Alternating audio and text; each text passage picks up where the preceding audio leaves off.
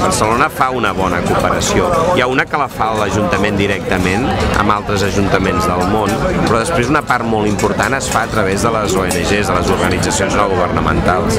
Necessitem que els barcelonins prenguin consciència que aquí hi ha moltes organitzacions, però Intermón, la primera d'elles, que fa projectes i que, per tant, això també és una invitació a que la gent s'impliqui en polítiques de cooperació.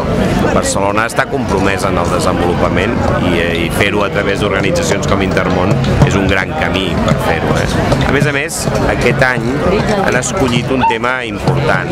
En lloc de centrar-ho en un país, el que han decidit és dedicar a la reflexió de que les dones del tercer món tenen una doble discriminació, en tant que habitants de països que estan en vies de desenvolupament i en tant que dones pateixen, sofreixen una doble discriminació i, per tant, treballar pel desenvolupament també vol dir treballar per la igualtat de la dona i l'home.